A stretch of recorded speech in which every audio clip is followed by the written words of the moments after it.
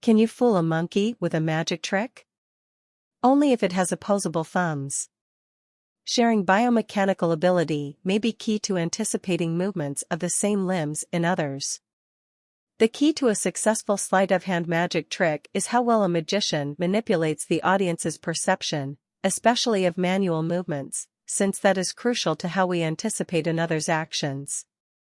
To learn more about how humans experience such misdirection, researchers in the UK performed simple magic tricks for 3 species of monkeys to see if they could be fooled. They found that only those species with at least partially opposable thumbs were fooled, suggesting that having similar anatomy, and therefore biomechanical ability, plays a vital role in the illusion. They described their results in a new paper published in the journal Current Biology. Magicians use intricate techniques to mislead the observer into experiencing the impossible, said co-author Elias Garcia Pellegrin, who practices magic and conducted this research while completing his PhD at the University of Cambridge.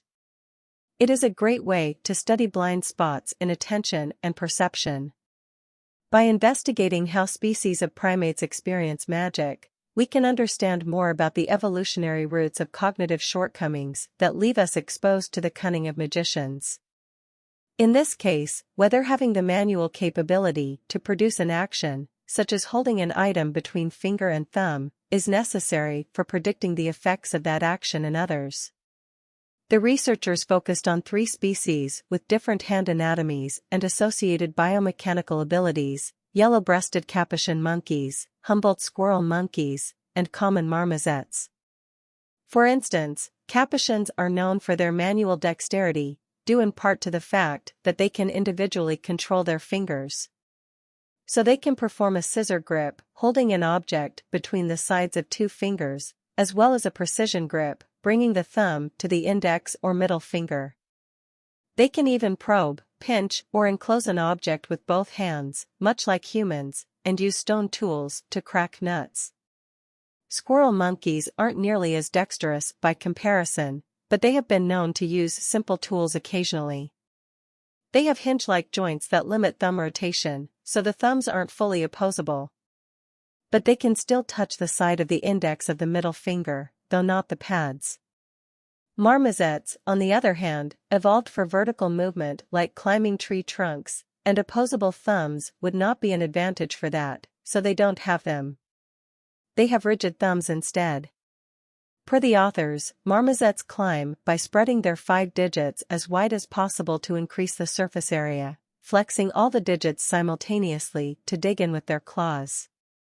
They use a combination of power grips and scissor grips to manipulate objects. The researchers decided to use one of the most basic sleight-of-hand tricks in the magician's playbook for their experiments, the French drop. That's when the magician holds a coin with one hand, then reaches over with the other hand and grabs it with the palm facing in, thus concealing the coin behind the fingers. The idea is to get the audience to focus on the second hand and assume that the coin was transferred. But when the magician opens that second hand, it's empty, because the magician has actually dropped the coin into the palm of the original hand. The ability to occlude the thumb is the key to the magic trick, so the thumb must be opposable. Garcia Pellegrin and colleagues replaced the coin with morsels of food, peanuts for the capuchins, dried mealworms for the squirrel monkeys, and marshmallows for the marmosets. One version of the experiment involved performing the French drop for all the monkeys to see which ones were fooled. They also ran a control experiment where the food morsels were really transferred from one hand to the other. Finally, the team conducted a third version of the experiment using a modified magic trick they dubbed the power drop, using a full fist grab, a hand action all 3 monkey species can perform. If the monkeys correctly guessed which hand held the morsel, they could eat the morsel as a reward. The capuchins, as predicted, were fooled by both the French drop and modified power drop tricks. They chose the incorrect hand in those trials about 81% of the time. But they chose correctly in the straight transfer trials. This pattern of choices has also been seen in humans who, also, are typically misled by the French drop magic effect, but not by its real transfer, the authors wrote. The squirrel monkeys, with their partially opposable thumbs, were also fooled by the French drop trick, choosing the incorrect hand 93% of the time, contrary to what the researchers had expected.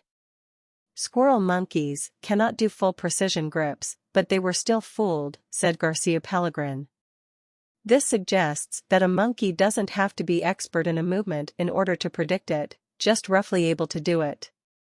But the marmosets had the opposite pattern. They mostly chose correctly for the French drop effect, getting fooled just 6% of the time, but chose incorrectly when the morsel was transferred to the other hand.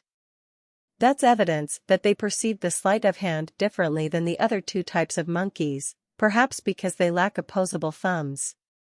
It appears that in this case, the marmosets were most likely using a simple heuristic to choose the hand that contained the reward initially regardless of the pantomime action performed by the experimenter, the authors wrote, a similar choice methodology used by corvids, which don't have thumbs at all.